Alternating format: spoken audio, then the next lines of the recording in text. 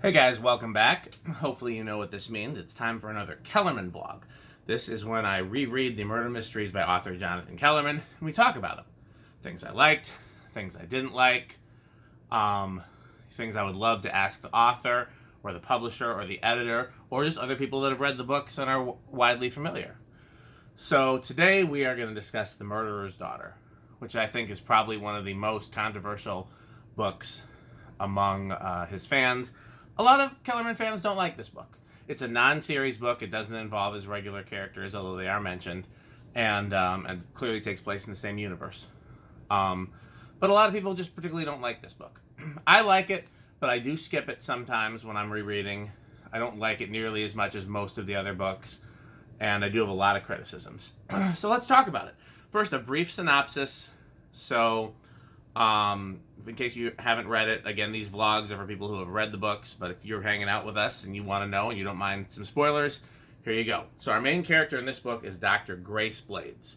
It flashes back to when she was a child. She was an abused and neglected child of two trailer park parents, and I believe one kills the other one, and in the murder, suicide, or something to that effect, and she's taken away and placed in foster care and a series of uneventful foster homes, and then she eventually gets to reside with a older a ranch woman, a woman who owns a ranch, who takes in fosters in her retirement years, and she lives there happily, and is homeschooled with the help of a psychologist that was the brother-in-law of the ranch woman, until one of the other foster kids murders a disabled foster kid and kind of not necessarily murders the old woman, but she dies of shock seeing that the little boy was murdered, and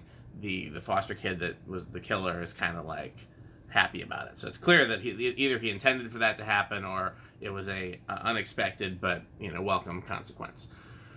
Then Grace is adopted by the psychologist and his wife until they are killed by a drunk driver, and by that point she's an adult. So she's clearly had a traumatic life. When we see her as an adult, she's a very effective therapist, but she seems to spend her downtime picking up men in bars, and that's kind of fleshed out in a not exactly a derogatory way, but not a flattering way either. We'll get into that too. And she picks up a guy, and then he walks in to be her patient the next day, and of course that's very awkward. I'm a little surprising that that's the first time that happened. I guess everything has to have a first time. And it turns out that he's come to her for advice based on a paper she wrote, talking about the history of being a family member with murderers based on her own experience. And it turns out that's his experience. And also turns out, and this is quite a ways into the book, that he is the brother of the foster kid that killed the other foster kid in the foster home that she was in. So, so the murderer brother kills the brother that comes to Grace for help, which puts her in the crosshairs.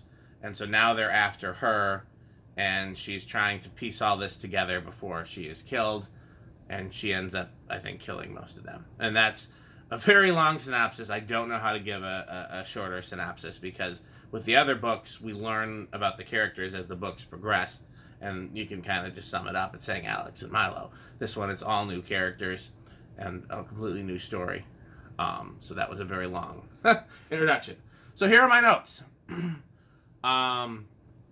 Grace's childhood is very similar to Billy Straight's. If you remember the book Billy Straight, it's another non-series book, but it's a pretty well-liked non-series book. Billy grew up in a trailer park, very similar, with two similar parents.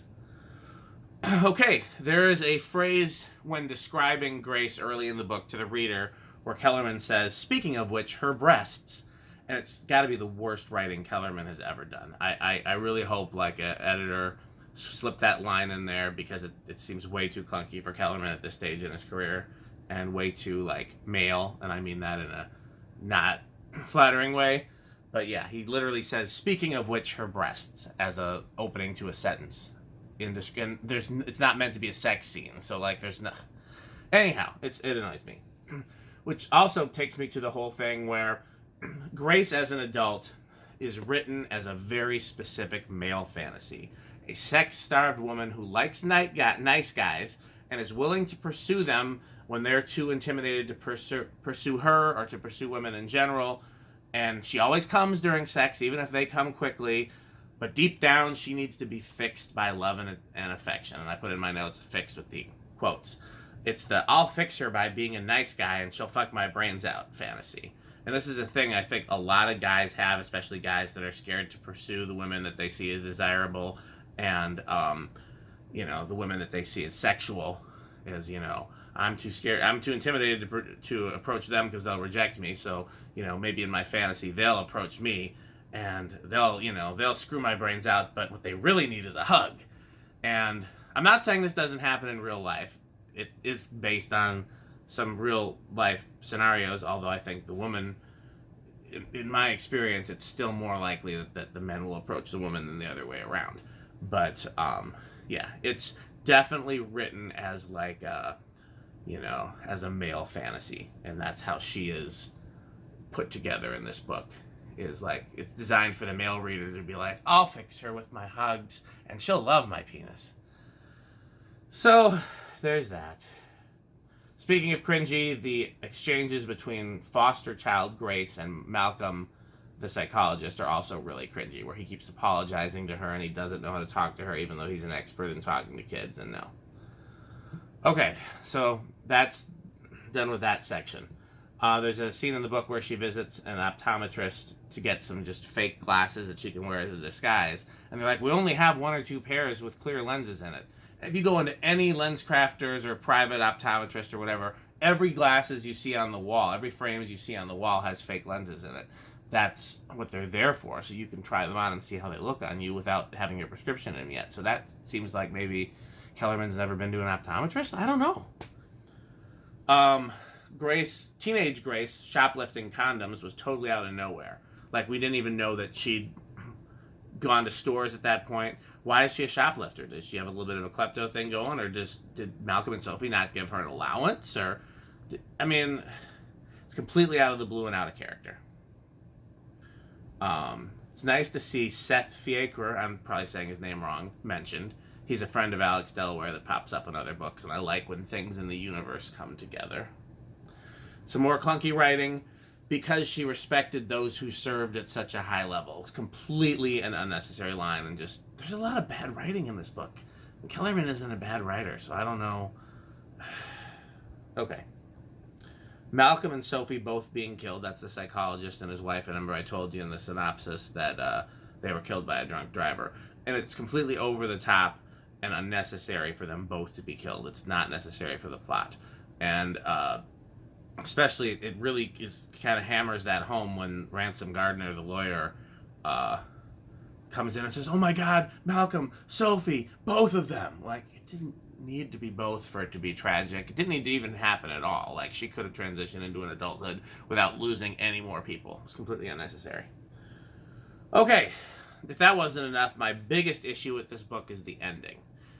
I've always said when I talk about this book that it seems like there's a whole third of it missing at the end. Like, there's the first section, the second section, and the third section is just missing. It just stops. She catches the bad guys, she kills them, and then the book flashes forward to her, I think, bungee jumping or something like that, some other high-risk behavior, and that's the whole book. But there's a lot of loose ends that didn't get tied up. And normally Kellerman ties up all the loose ends with like a monologue or a police report or something written that I skipped, but at least they're tied up. In this case, it's just like nothing. Like, has bodies everywhere. Nothing's tied back to her. There's a detective that's investigating Andrew. I wanted to call him her brother, not really her brother, but her foster brother's murder, that thinks she's a suspect. Like, none of this is going to tie back to her, and her life's just fine. And there's so many loose ends that don't get tied up. Yeah. And it feels like, so like the part of despite all my criticism, the part of the book that develops who Grace is as a character is very good. And the part of the book that develops her foster siblings and foster parents and so on, its adopted parents and so on and so forth, who they are as people, is very good. And piecing that whole story together is very good. And then when it gets to the point where she knows all this and and just has to concentrate on finding and killing them, and then it needs a conclusion that it doesn't have. So, yeah, I see why people don't like this book. I still like it, but it's missing a lot. So, I did not include this when I made my notes, but I did write it after the fact. There's a character, Wayne, and I really like Wayne. I wouldn't mind seeing him pop up in a future book. Okay, so that wasn't that bad. Only 10 minutes. Some of these go on a lot longer than that, so I think we did okay. The next book is Breakdown, which is a solidly good book. That's the one with Zelda Chase and Lou Sherman, and I like that book. So we'll talk about that one next. In the meantime, like, comment, subscribe, all those things, and thanks for watching.